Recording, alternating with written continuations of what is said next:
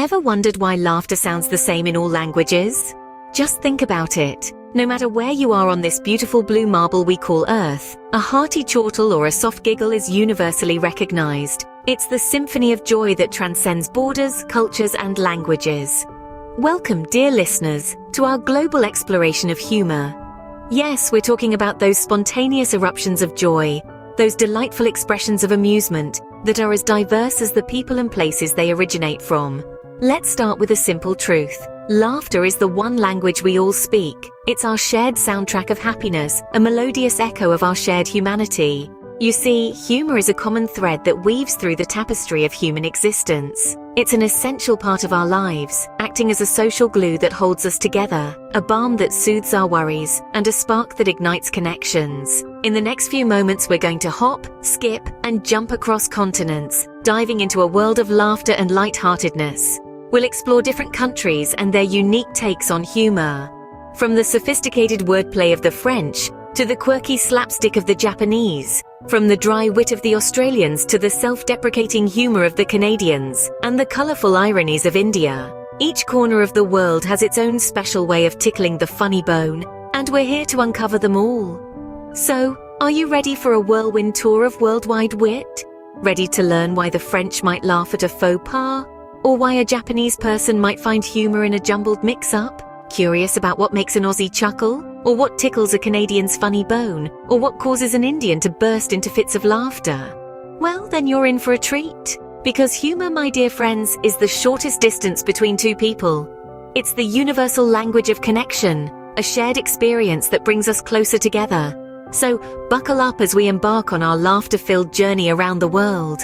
Our first stop is the land of love and baguettes, France. Picture this, a bright-eyed tourist who we'll call Bob is on his first ever trip to France. He's been practicing his French diligently and he's ready to immerse himself in the culture. He walks into a quaint little cafe in Paris, brimming with confidence, ready to order his first authentic French breakfast. Now, Bob had heard that the French take their coffee very seriously. So he decided to show off his French skills and asked the barista for a café au lait with extra lait. The barista, a seasoned veteran, raised an eyebrow but proceeded to make the coffee. Bob, beaming with pride, took his coffee and was ready to enjoy his first sip of a real French café au lait. But to his horror, he found his coffee to be cold. Confused, he called the barista over and complained about his cold coffee. The barista, trying to suppress a chuckle, explained that lait in French means milk. So when Bob asked for extra lait, he essentially asked for extra cold milk in his coffee. The cafe erupted in laughter as Bob turned a shade of red that perfectly matched the cafe's curtains. But being a good sport, Bob joined in the laughter, took his faux pas in stride, and learned a valuable lesson about French coffee etiquette. And here's a fun fact for you. In France, a café au lait is typically a breakfast drink, made with equal parts steamed milk and coffee. So if you ever find yourself in a French cafe, remember Bob's story, and maybe just stick to the basics when ordering your coffee. This story serves as a reminder of how cultural nuances can lead to amusing misunderstandings when traveling. It's always important to respect and understand local customs and traditions, even if it means doing a little extra research before your trip. Remember, when in France, do as the French do, or at least try not to offend them. Next, we hop over to the land of the rising sun, Japan. Picture this, a wide-eyed foreigner stepping off the plane, ready to immerse himself in the rich culture and history of Japan. Little does he know, his first brush with the Japanese way of life will not be with a samurai sword or a tea ceremony, but with something far more intimate. Our protagonist, let's call him Joe, stumbles upon his first challenge in the most unexpected of places, the bathroom. Now, if you've never seen a Japanese toilet before, let me tell you, it's like encountering an alien technology. It's a marvel of modern engineering, with more buttons than a spaceship and functions that could baffle even the most tech-savvy among us. Joe, in his jet-lagged state, squints at the high-tech commode in front of him. He sees buttons with symbols that might as well be hieroglyphics. A little apprehensive, but curious nonetheless, he decides to press one. Suddenly, a jet of warm water sprays out, catching him off guard. With a yelp, he jumps back, slipping on the slick tile floor and landing squarely on his bottom. Undeterred, he picks himself up, chuckling at his own misadventure. He decides to try another button. This time, a soft melody begins to play, filling the bathroom with soothing sounds. Joe's eyebrows shoot up in surprise, but he can't help but laugh at the absurdity of the situation. His final challenge is the heated toilet seat. The warmth startles him, and he leaps up as if bitten. But once the initial shock passes, he settles down, a grin spreading across his face. He's conquered the high-tech Japanese toilet, a feat he's sure will earn him bragging rights back home. In Japan, even a trip to the bathroom can turn into an adventure. Now let's venture into the wild, wild outback of Australia. Picture this. A city slicker from Sydney, let's call him Jack, decides to trade his suit and tie for a pair of khakis and a wide-brimmed hat. He's off to the outback for a taste of the wild. Armed with a guidebook and a sense of adventure, Jack strides into the wilds, ready to face the Australian wilderness. He's prepared for the kangaroos, he's ready for the koalas, and he's even braced himself for the spiders. What he didn't anticipate, though, was a hilarious encounter with one of Australia's most iconic creatures, the emu. As Jack treks deeper into the outback, he spots a tall, feathery figure in the distance. With a quick flip through his guidebook, he recognizes it as an emu. Excited, he approaches carefully, trying not to scare it off. But as he gets closer, the emu, rather than running away, turns to face him. Jack freezes, unsure what to do. He recalls a line from his guidebook, "Emus are curious creatures." Taking this literally, he decides to engage the emu in a conversation, asking it about the weather, its day, and even complimenting its feathers. To Jack's surprise, the emu seems to take a liking to him, or perhaps it's the shiny buttons on Jack's khakis, who knows? It starts following him around, bobbing its head as if nodding along to his nonsensical chatter. Jack, now the unlikely leader of an emu, continues his journey, his every step echoed by the emu's own, creating a sight that would have anyone in stitches. And so, Jack's first encounter with the Australian wildlife turns into an amusing anecdote that he would later share, much to the delight of his city friends. It's a classic tale of a city chap meeting the wild, with a uniquely Australian twist.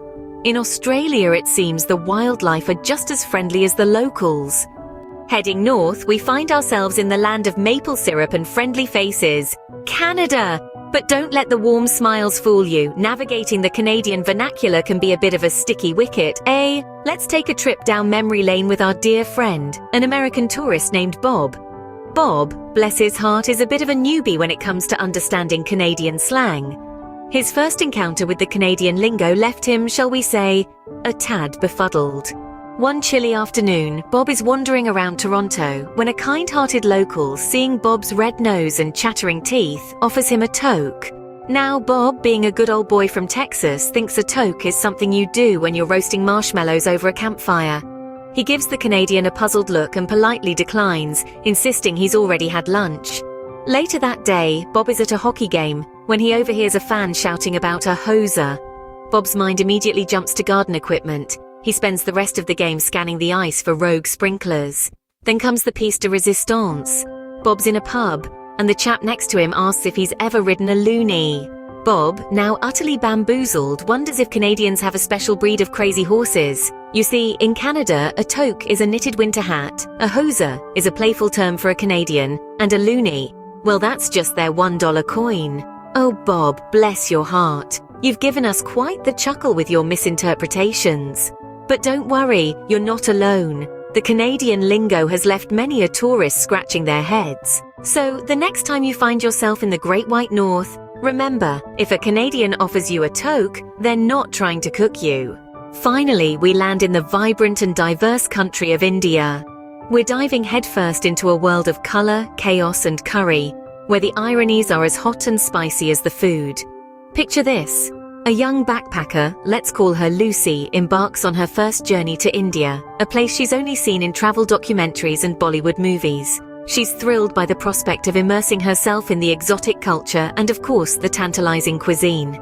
Lucy's first stop, a bustling street food market in Delhi. She's drawn in by the fragrant symphony of spices, the sizzle of pakoras in boiling oil, and the sight of locals huddled around a vendor, relishing their plates of pani puri. She decides to join in the culinary carnival and orders a plate. The vendor, an old man with a twinkle in his eye, warns her, "It's spicy." Lucy, having conquered many a jalapeno back home, dismisses his caution with a wave of her hand. The first bite is an explosion of flavors. She's on cloud 9, blissfully unaware of the storm brewing in her belly. Fast forward to the next day. Lucy is hunched over in her hostel bed, clutching her stomach. She's been introduced to the infamous Delhi belly. It's a rite of passage for many a traveler in India, an ironic welcome gift from the land of spices. But here's the twist. Lucy, ever the trooper, doesn't let Delhi belly dampen her spirits. Instead, she takes it in stride, laughing at her predicament. She even manages to share her hilarious tale with fellow travelers, turning her discomfort into the punchline of the day. That's the beauty of India. It serves up a hearty helping of irony with its mouth-watering cuisine. And it's not just the food. India's traffic rules or lack thereof, the love for cricket that borders on obsession, the persistent bargaining culture, they all add to the country's eccentric charm and humor. In India, it's not just the spice that can leave you in tears of laughter. So next time you're in India, embrace the ironies. They're part of the package, and they make the journey all the more memorable. And that, my friends, concludes our laughter-filled journey around the globe. We've had a rollicking good time, haven't we? Let's take a moment to reminisce about some of the highlights of our worldwide comedic tour. We began in France, where we stumbled upon that classic French faux pas.